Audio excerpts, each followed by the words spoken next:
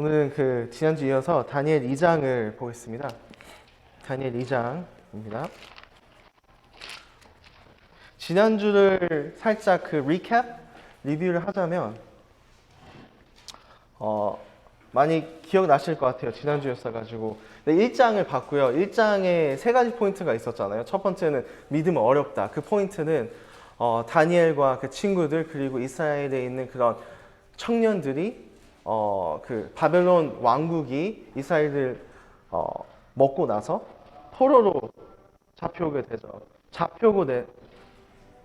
잡혀오고 그들이 왔던 바벨론이라는 나라는 정말 풍부하고 모든 것이 충족되는 나라였죠. 지난주 기억하시면 최고의 음식, 커리어 보장, 에듀케이션 보장 그런 것들이 다 있었잖아요. 그리고 왕이 먹었던 최고급 맛집 음식까지도 포함이 됐었죠. 그런 면에서는 믿음은 어렵다는 포인트가 그때 있었어요. 세상에서 모두 충족시켜주고 모든 것을 채워주는데 더 이상 하나님을 의지할 필요도 없고 찾을 필요도 없는 그런 상황이 됐던 겁니다. 그게 첫 번째 포인트고 두 번째 결정은 다니엘과 그 친구들의 믿음 안의 결정이었죠. 그 1장 8절에 있는 그러나 다니엘은 마음의 뜻을 정했다라고 해서 그 당시에 그때 포인트는 그랬죠. 다니엘은 마음과 생각이 있었던 것뿐만 아니라 그 믿음의 공간을 만들었고 그 공간 가운데 결정을 했고 행동을 옮겼고 그리고 10일간의 시험으로 믿음 가운데 다니엘과 친구들은 하나님의 일하심을 기대하기로 했죠. 그리고 마지막 부분 믿음의 결과 어떻게 됐죠? 하나님께서 들어주셨고 많은 청년들이 이스라엘에서 빠져나왔지만 선택받은 하나님의 민족 이스라엘 모든 사람들 중에 그 하나님을 믿기로 했던 그 4명만 그들은 고기를 안 먹었는데 술도 안 마셨는데 나머지 청년들보다 훨씬 더 좋아 보였다. 혹은 살쪄 보였다. 그래서 그 시험이 통과되고 모두가 행복하고 그들은 3년 동안 왕의 음식을 먹지 않고 그들의 몸을 더럽히지 않으며 그 시험을 끝낼 수 있었어요. 그게 1장이었고 오늘은 2장으로 그대로 그 문맥을 갖고 와서 2장을 보게 됩니다. 그래서 오늘의 주제는 2장의 theme은 위대하신 나의 하나님이라는 주제로 잡았습니다. 첫 번째 포인트는 1절부터 13절을 보겠고요. 불가능한 명령을 우리는 보게 되겠습니다. 그리고 두 번째는 침착한 반응이라는 것을 14절에서 23절까지 보겠고요. 나머지 24절부터 49절은 크신 하나님에 대해서 우리는 보게 되겠습니다. 워낙 길기 때문에 모든 본문을 읽지 않고 조금 여기저기 나눠서 저도 읽지 않는 부분을 설명하고 서머라이즈 하면서 나아가면 더 좋겠다는 생각이 들었습니다. 그러면 혹시 한창혁 형제님 1절부터 일단 13절 읽어주시겠어요? 다니엘 2장 1절부터 13절 실화성경으로 읽어드리겠습니다. 느부갓네살 왕이 바빌로니아를 다스린 지 2년째 되던 해 왕이 한 꿈을 꾸었는데 그 꿈으로 인하여 마음이 혼란스럽고 답답해서 잠을 이룰 수가 없었다. 그래서 느부갓네살 왕은 자신이 꾼 꿈을 풀이하게 하려고 명령을 내려 바벨론의 마술사들과 주술사들과 점성가들을 왕궁으로 불러들였다. 그러자 그들이 왕궁으로 모두 들어와 느부갓네살 왕 앞에 섰다. 왕이 그들에게 말했다. 내가 꿈을 하나 꾸었노라. 그런데 그 꿈이 어떤 것인지 도무지 생각이 나지 않아 내 마음이 심히 혼란스럽고 답답하도다. 그러자 점성가들이 아람어로 왕께 아뢰었대.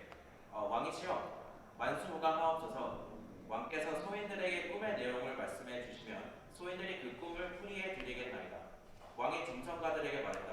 아니다. 내가 분명히 명령한다. 너희는 내가 꾼 꿈의 내용과 그 해석을 모두 내게 말해 주어야 한다.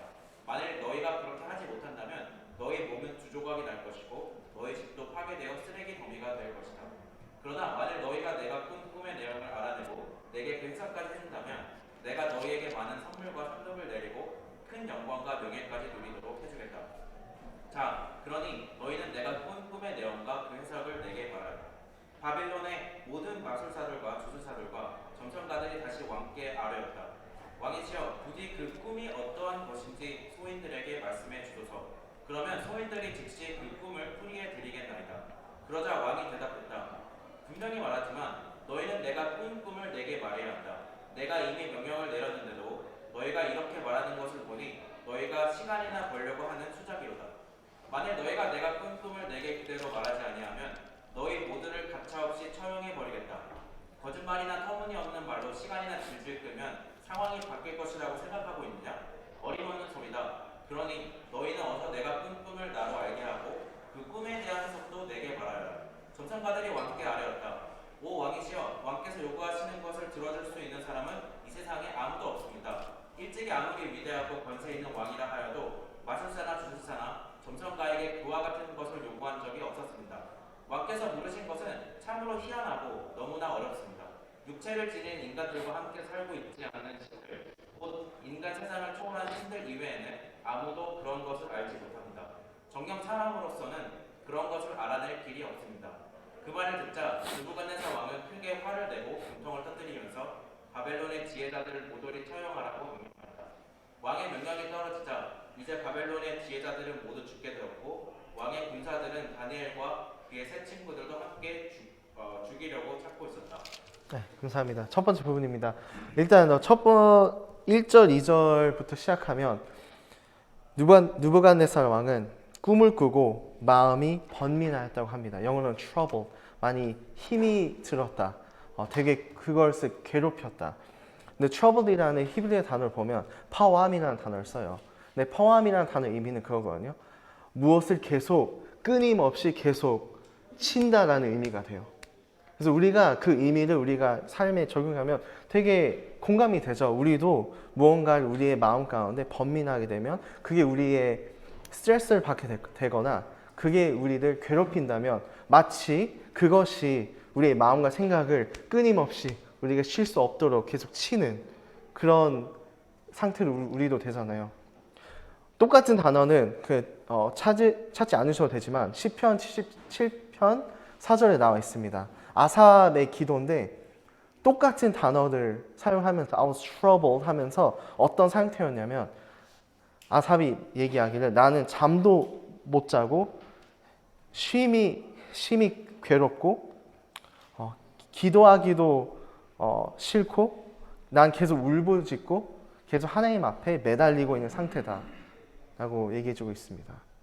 그래서 이 왕은 지금 꿈을 꾸고 어떤 꿈인지 아직 나와 있지 않지만 어떤 꿈이길래 지금 이런 번민한 조금 심하게 괴로운 그런 상황이었는지 우리는 보게 됩니다. 그래서 이 왕은 이 꿈을 꾸고 나서 바로 다음날 나라에 있는 최고의 꿈을 해석할 수 있는 자들을 모으기 시작합니다. 4명이 나오죠. 무당이 나오고 술객 혹은 마술사가 나오고 점쟁이가 나오고 또 갈대아에 있는 최고의 기술자들 다 모으게 됩니다. 어떻게든 이 꿈을 해석을 하기 위해서 어떻게든 이건 알아야 되겠다. 근데 우리가 바벨론의 문화를 조금 보면 꿈이라는 의미는 그들한테는 되게 큰 의미가 됐었어요. 그냥 우리가 일반적으로 꿈은 꿈 아니야? 라고 생각할 수 있지만 그들한테는 이 꿈이라는 것은 그들의 신들이 신성한 메시지를 보낸다라고 생각을 했기 때문에 그만큼 이 꿈은 그 왕에게는 되게 컸던 것 같습니다. 근데 어떻게 보면 우리가 사는 오늘의 문화도 그리 다를 게 없다고 생각이 들어요. 지난주에 얘기했지만 우리가 살고 있는 문화는 내 중심적인 문화입니다. 내가 제일 중요하고 내 마음, 내 생각, 내 필요가 그 누구의 필요보다 더 중요하고 누구한테 피해를 줄지라도 내 필요는 채워줘야 되는, 내 마음은 알아줘야 되는, 내 마음을 맞이해야 되는 그런 상황입니다. 그리고 미국이라는 나라에도 혹은 한국이라는 나라에도 필요성이 다 충족되고 채워지는 나라에 살고 있어요. 근데 신기하게도 다 채워지지만 하늘에 계신 하나님을 찾는 믿음은 없어지는 이런 시대이지만 신기하게도 오늘도 그때에도 사람들은 그래도 신적인 의미와 운명을 찾았다는 거예요. 그래도 오늘도 보면 그것도 많이 찾는 것 같아요. 오늘의 운세, 나의 별자리, 나의 운명, 오늘의 운명 어떻게 되는지 그것은 정말 사람들한테 중요하다는 겁니다. 그래서 이 왕도 너무나도 중요했기 때문에 이 바벨론 문화도 이런 것을 너무나도 중요시 봤기 때문에 왕은 정말 전문가들을 다 모으기 시작했어요. 어떻게든 해석을 하려고. 근데 이 왕은 이 꿈이 너무나도 컸나 보지 확실하고 싶었던 거예요. 거짓이 없는 참된 꿈의 해석. 그래서 명령을 합니다. 내가 꿈을 얘기해 주겠다. 그러면 해석을 달라? 그게 명령이 아니었어요. 꿈을 해석해 달라. 근데 내가 어떠한 꿈을 꿨는지도 얘기해 달라. 였어요. 꿈 얘기해 주지 않고 얘기해라. 네가 정말 신이랑 대화를 하고 신의 통로가 있다면 내가 꿨던 꿈이나 그 해석을 너는 보여야 된다라는 명령을 내게 됩니다. 그러자 반응은 어땠을까요? 우리가 읽었던 것처럼 그거는 불가능한 명령입니다 라고 다 해요. 10절을 보면 세상에 한 명도 왕의 명령을 들어줄 사람은 없습니다. 왕의 요구를 충족시킬 사람은 한 명도 없습니다. 11절에는 신들 외에는 없습니다. 인간, 육신을 입고 있는 사람 절대 못 찾을 겁니다 라고 반응을 하자 왕은 돌아요. 화가 나가지고. 화가 나서 어떠한 명령을 하냐면 모든 박사 혹은 지혜로운 자들을 다 멸하라고 해요. 쓸모없다. 다 죽여버려라. 나는 필요 없다. 근데 느부갓네살 왕의 좀 역사를 보면 어디였죠? 약간 역대한가 거기서 나와 있어요. 느부갓네살 왕이 혹은 바벨론이 이스라엘과 유다를 칠 때 멸망할 때 그 성전을 무너뜨렸을 때 그 마지막 왕 유다의 마지막 왕을 죽이기 직전에 어떻게 했냐면 보는 그 왕이 그 유다의 왕이 보는 눈앞에 자녀들 다 죽였다고요. 그리고 그 왕의 눈을 멀게 했다고 합니다. 왜? 느부갓네살 왕이 전하고 싶었던 메시지는 내가 널 짓밟았다. 그리고 네가 기억할 마지막 순간은 내가 너의 자녀를 죽이는 장면이다라고 해요. 그래서 느부갓네살 왕은 되게 잔인한 왕으로 알려졌어요. 그리고 그래서 여기 이해가 되죠. 왕이 돌고 화가 나면 무조건 죽여라. 그래서 오늘의 명은 박사들 다 죽이라라고 한 거예요. 그래서 13절을 보면 다 죽이기 시작을 합니다. 그래서 우리는 다음 파트로 가게 돼요. 근데 파트로 가기 전에 첫 번째 부분 1절부터 13절에 해석과 그런 우리 삶에 적용할 부분이 있다면 확실히 알 수 있는 것 같아요.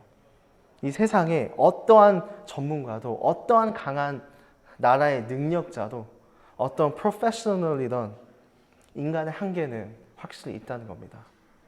인간의 한계는 확실히 있고 하나님의 영역은 확실히 또 있다는 것입니다. 이 강한 나라에 가장 강했던 이 시대의 왕국의 최고의 전문가들은 왕의 해석의 명령을 절대 풀 수가 없었습니다. 왜냐하면 인간은 한계가 있기 때문에. 다음 두 번째 섹션으로 넘어가겠습니다.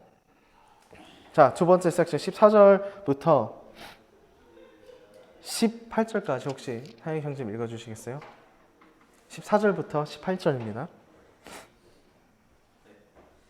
왕의 명령에 따라 왕의 시위대장 아리옥이 바벨론의 지혜자들을 처형하려고 나갈 때 다니엘이 그를 만나 지혜롭고 신중한 말로 물었다. 왕께서는 어찌하여 그렇게 가혹한 명령을 내리셨습니까? 그러자 시위대장이 그 일에 대해 다니엘에게 모두 말해주었다. 그러자 다니엘은 즉시 왕 앞으로 나아가서 자신에게 얼마 동안의 기한을 주면 그 꿈을 알려드리고 해석까지 해 보이겠다고 아뢰었다. 그런 후에 다니엘은 집으로 돌아와서 자신의 세 친구인 하나냐와 미사엘과 아사랴에게 모든 사실을 말해주었다. 그런 다음 다니엘은 자신의 친구들에게 자기와 자기 친구들이 바벨론의 다른 지혜자들과 함께 처형당하지 않게 해달라고 다 함께 하늘에 계신 하나님께 자비를 청하자고 말했다. 네, 감사합니다. 네, 13절 우리가 마지막 봤었던 구절은 이미 다니엘과 세 친구들, 직장 동료들은 이미 처형을 당하고 있는 순간이었어요. 그래서 그때 그 시대위 장관이 드디어 다니엘을 죽이려 찾아갔죠. 근데 우리가 15절 보면 다니엘은 처음 그렇게 반응합니다. 어찌 그리 급합니까? 라고 해요. 맞습니다. 급합니다. 위급한 상황이에요. 매우 당황스러운 상황이고 어떻게 보면 다니엘과 세 친구들은 정말 삶의 위기를 맞게 되는 상황입니다. 급해요. 왜 이렇게 급합니까? 영어는 urgent. The situation is very urgent. 라고 합니다. 누구에게나 우리 삶에도 저의 삶에도 이런 순간은 항상 찾아오는 것 같아요. 매우 당황스러운 순간들, 정말 위급한 순간들, 정말 내가 위기 싶을 정도로 하는 순간들, 너무 황당한 순간들. 이따 다니엘은 어떻게 반응했는지 우리는 한번 보겠습니다. 다니엘의 반응은 처음은 그렇게 나와 있죠. 되게 침착해요. 네. 사람들이 죽어 나가는 상황인데 다니엘 반응은 오케이, 제가 왕의 꿈의 해석을 하겠으니 시간을 좀 주십시오 라고 얘기합니다. 시간을 달라고 하고 제일 처음으로 하는 것이 집으로 돌아가 새 친구들과 함께 기도 모임을 집합합니다. 우리도 그들과 똑같은 운명이 아니기를, 왕의 꿈의 해석을 알기를 같이 기도를 하자라고 합니다. 어떻게 보면 이 장면에는 너무나도 위급하고 위기인 순간에 다니엘은 침착하게 반응하고 하나님 앞에 기도하는 선택을 하게 됩니다. 그런 것 같아요. 제 삶 가운데에서도 정말 위기인 상황일 때, 정말 당황스러울 때 우리한테는 때로는 패닉이 오고 때로는 너무나도 화가 나고 우리가 해야 될 말들, 하지 말아야 될 말들을 막 내뱉는 것 같아요. 저도 눈이 그때는 뒤집힐 수 있으니까. 근데 제가 생각해 봤어요. 어떻게 다니엘은 이 상황 가운데 그렇게 침착하게 반응할 수 있었지? 도대체 다니엘은 뭐가 달랐길래 이럴 수가 있었을까? 아직은 어린 나이의 청년이고 포로로 어린 나이에 끌려와 지금 어떻게 보면 고아 생활을 하고 있는데 어떻게 이렇게 침착할까? 근데 아무리 고민해봐도 그건 하나더라고요. 아마도 다니엘과 그 세 친구들은 그렇게 침착하게 반응할 수 있었던 건 하나님께서 어떻게 반응할지 모르지만, 하나님께서 어떻게 응답하실지 모르겠지만 나한테는 내가 믿는, 나를 보호하시고 돌보시는 이 모든 상황 위에 계시는 하나님이 있기 때문이다. 그분이 내 삶을 인도하시고 내 삶을 지키시기 때문에 나는 침착하게 반응할 수가 있다 였던 것 같아요. 그거밖에 생각이 결국에는 나지 않더라고요. 4명이 모였는데, 정말 똑똑한 4명이 모였는데 1장 보시면 그들에게는 지혜의 능력을 하나님께서 주셨어요. 지혜의 은사를. 어떻게 보면 바벨론에서 가장 지혜로운 자들인데 그들은 같이 모였을 때 뭘 모르겠어요. 저였으면 엄청나게 그 플래닝을 했을 것 같아요. 계획했을 것 같아요. 어떻게 하면 여기서 빠져나갈 수 있을까? 약간 뇌물이라도 줘서 여기를 빠져나갈까? 여기를 떠날까? 혹은 어떻게든 시간을 더 벌까? 아니면 그게 안 된다면 어떻게든 해석을 짜임새 있게 짜가지고 왕에게 설득해서 내 편으로 만들까? 왕이 내 해석을 믿을 수 있을 정도로 한번 어떻게든 둘러대볼까? 아니, 똑똑한 4명이 모였는데 그걸 못할까? 라는 생각은 했을 것 같아요. 근데 참 이게 감사가 됐던 거는 그런 이야기가 하나도 나오지 않고 그들은 하나님께서 일해 주시기를 했다는 겁니다. 하나님께서 응답하시기를, 하나님께서 이 모든 상황을 주관하시고 하나님의 뜻대로 인도하시기를, 그리고 하나님의 뜻대로 되기를 기도했던 거예요. 아마 그들은 그렇게 생각했을 거예요. 그래, 우리가 정말 위급한 상황에 현실적으로 대책을 세우는 것도 좋지만 이건 우리의 능력에 벗어난 일이다. 우리가 믿어왔던 1장에 하나님께서 응답해 주셨던 그 능력의 하나님을, 위대하신 나의 하나님을 믿자. 그래서 기도하고 기다리고 기도하자 였던 것 같습니다. 그래서 우리가 이 장면을 봤을 때 결국엔 하나님께서 기도를 기적적으로 응답해 주시지만 다니엘의 포커스는 그런 것 같아요. 기적의 의미를 두는 것보다는 언제 하나님께서 일하시고 반응하시고 임하시길 시작하는지. 근데 1장과 2장의 동일한 내용을 여기서 볼 수 있어요. 그들은 믿음이 requirement가 되지 않는 그 상황 가운데 결정과 결단을 했다는 거예요. 나는 이 상황에 하나님을 믿겠다. 나는 이 상황 가운데 기도의 선택을 하겠다. 그래서 믿음의 공간을 만들고 기도하기로 실천을 하고 그리고 하나님께서 응답하시기를 기다렸던 그 시간을 가졌던 걸 볼 수 있습니다.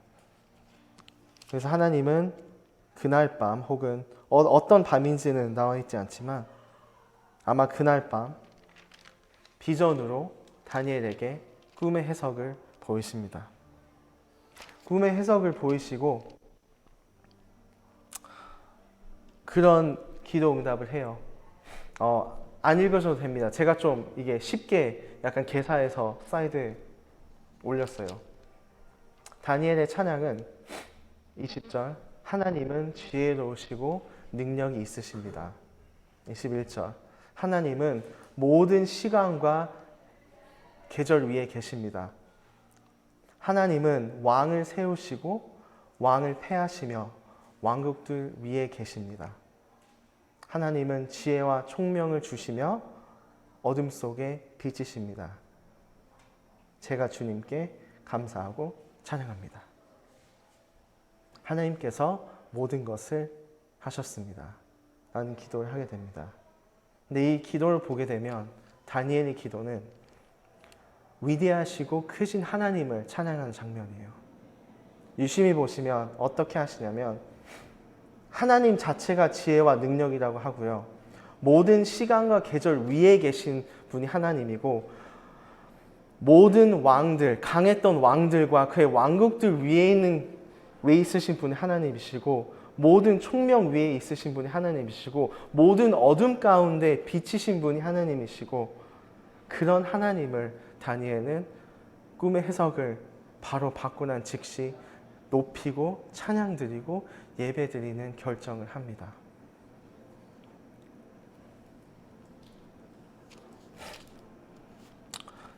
세 번째 포인트 가겠습니다. 세 번째 포인트가 가장 분량이 많을 것 같아요. 상사의 형제님 27절부터 29절 읽어주시면 감사하겠습니다. 27절부터 29절 읽겠습니다. 다니엘이 대답했다. 왕이시여, 왕께서 부르신 그 비밀스러운 것은 이 땅에 그 어떤 지혜자나 마술사나 수술사나 점성가가 답변할 수 있는 성질의 것이 아닙니다. 그처럼 비밀스러운 일을 능히 알려주실 수 있는 분은 오직 하늘에 계신 하나님뿐이십니다. 이제 하나님께서는 장차 왕께 어떤 일들이 일어날 것인지를 보여주세요. 그러면 왕께서 꾸신 꿈, 곧 왕께서 침대에 누워있을 때 왕의 머릿속으로 받은 환상을 말씀드리겠고 또한 왕께서 보신 그 환상이 무엇을 뜻하는지도 다 말씀드리겠습니다.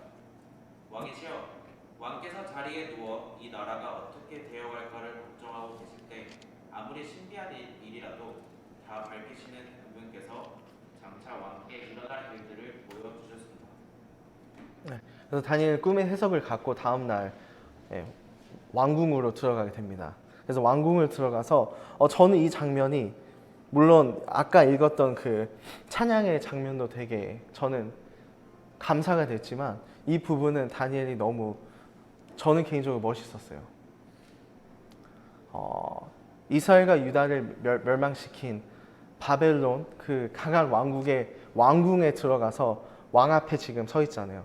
되게 잔인했던 나의 마지막 왕을 과 그 자녀들을 잔인하게 죽였던 왕 앞에 쓰는데 그렇게 얘기한 거예요. 27절부터 29절에 당신이 생각하는 가장 지혜롭고 가장 능력 있는 전문가들 다 실패했습니다. 아무도 왕의 사람들은 이 꿈의 해석을 할 수가 없었습니다. 하지만 나의 하나님은 하늘에 계십니다. 그리고 나의 하나님은 그 누구도 이 땅에 있는 어떤 사람도 풀지 못한 해석을 풀 수가 있는 그런 위대하고 크신 하나님입니다. 라고 말씀한 거예요. 저는 그 장면이 너무 멋있는 것 같아요. 그걸 얘기하면서 꿈의 해석에 들어가기 시작해요.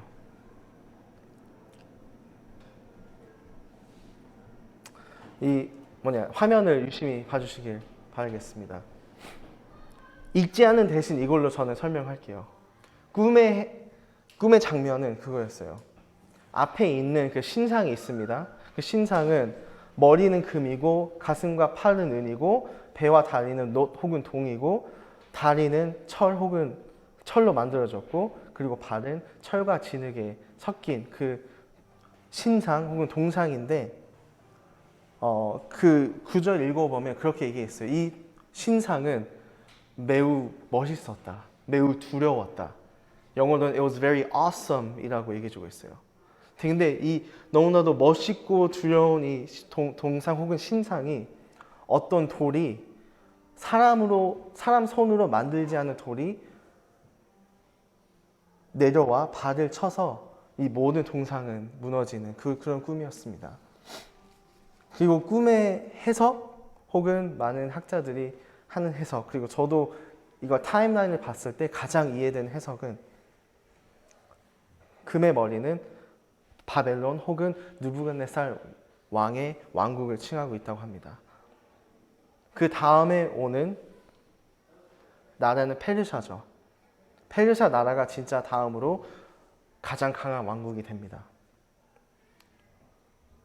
그 다음은 그리스 왕국이 오게 되고 그 다음에는 로마 왕국이 오게 되고 지금 철과 흙이 섞인 혹은 어느 나라는 강하고 어느 나라는 좀 약한 지금 오늘날 나눠진 유럽 그 지역을 칭한다고 합니다. 어떻게 보면 타임라인상 그게 딱 맞아 떨어지는 것을 볼 수 있어요.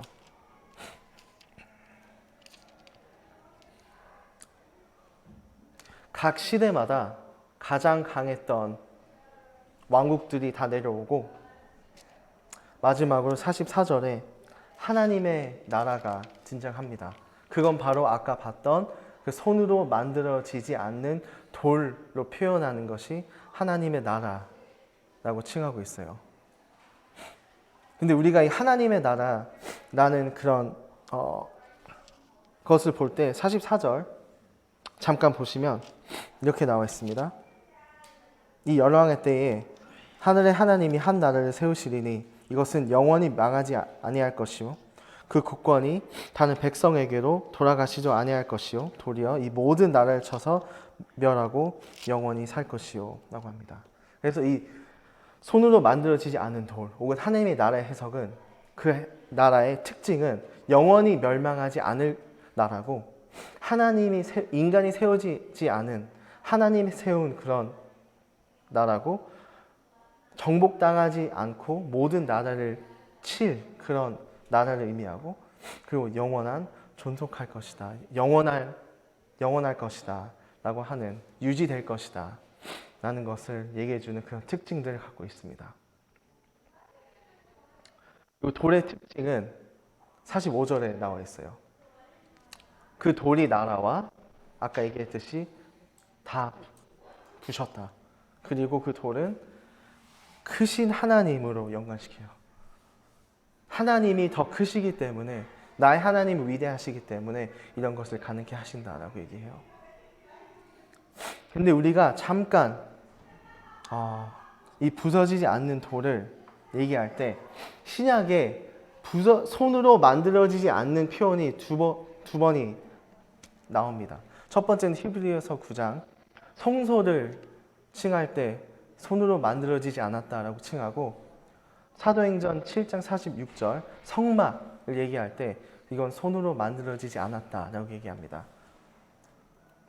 그의 의미는 바로 뭐냐면 그 두 신약에 있는 히브리서와 사도행전을 보면 성소와 성막은 하나님께서 거하시는 처소, 이 땅에 거하시는 처소를 표현했었어요. 근데 둘 다 뭘 표현하냐면 하나님은 하늘에 계시잖아요. 하늘에 어떻게 생겼는지, 하늘에는 어떻게 돌아가는지를 살짝 맛보기식으로 성소와 성막으로 표현해 주었다. 그리고 그 성소와 성막은 혹은 성전도 하나님께서 거하시는 처소다 라고 얘기해 주고, 그래서 우리가 손으로 만들어지지 않았다 라고 얘기했을 때는 신약에서는 모든 화살 방향이 예수 그리스도를 향합니다. 성소와 성막이 그랬듯이 이제는 그리스도를 통해서 우주적인 교회로 인해 하나님께서 그 안에 거하신다 라고 얘기해요. 그래서 어떻게 보면 이 다니엘에 나와 있는 하나님의 나라, 손으로 만들어지지 않는 돌은 결국에는 예수 그리스도로 인해 예수 그리스도께서 왕이신 그런 나라를 칭한다는 것을 우리는 볼 수가 있어요. 그래서 우리는 다 그걸 얘기했을 때 하나님의 나라는 실제적으로 세 가지로 우리는 나눌 수가 있어요. 오케이, 그러면 그리스도께서 앞으로 다스리신 혹은 왕이신 새 하늘과 새 땅, 혹은 두 번째 하늘과 두 번째 땅, 모든 것이 끝나고 두 번째 해석은 천년 왕국. 왜냐하면 그리스도께서 천년 왕국에서도 왕이시니까. 근데 마지막 해석, 어떻게 보면 가장 서포트가 많은 해석은 그리스도께서 이 땅에 내려오시고 교회를 세우심으로 이 땅에 이미 시작된 하나님의 나라, 아직 진행 중인 하나님의 나라를 얘기하는 해석입니다. 근데 우리가 솔직히 어떠한 그 세 가지의 해석을 두든 하나님의 나라는 그리스도의 사역으로부터, 십자가의 사역으로부터 시작됐고 그리스도께서 왕이신 나라임을 우리는 볼 수가 있습니다. 모든 보좌들이나 주관들이나 정사들이나 권세들 위에 계신 우리 그리스도를 우리는 볼 수가 있어요.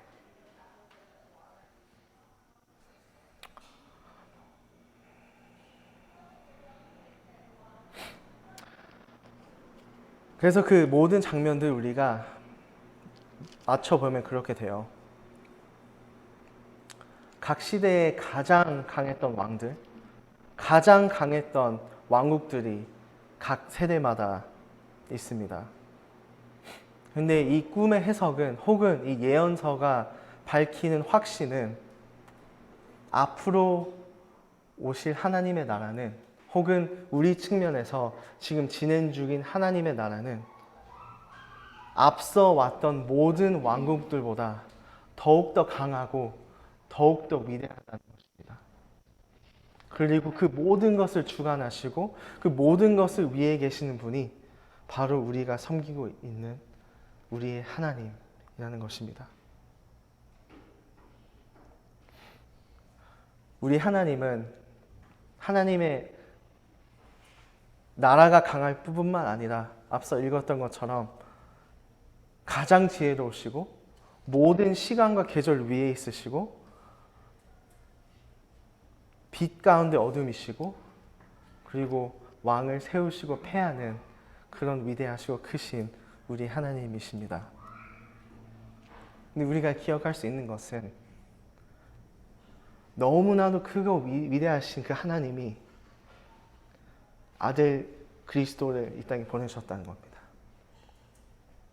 그리고 하나님과 동등되는 하나님의 아들 우리 그리스도께서는 그 모든 것을 내려놓으시고 시간을 뚫고 이 땅 가운데 오셔서 우리를 사랑하시고 우리를 위해서 모든 것을 내어주시고 우리에게 희망과 꿈을 주신 그런 그리스도를 우리는 여기서 볼 수가 있습니다. 그리고 죽으시고 다시 부활하시고 다시 더욱더 높이 되신 우리의 왕 그리스도를 우리는 여기 이 장면 가운데 우리는 볼 수가 있습니다.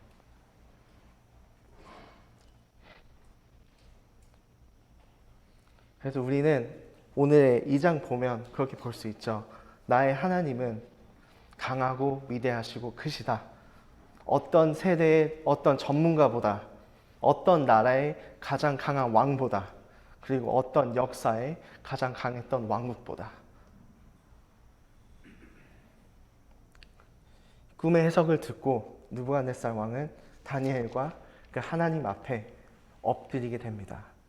그리고 엎드렸다라는 그 구절을 보면 영어로는 prostrate이라는 단어를 쓰는데 그 단어가 언제 히브리어에 쓰여지냐면 누가 누구에게 예배와 경배를 드릴 때 쓰는 단어입니다.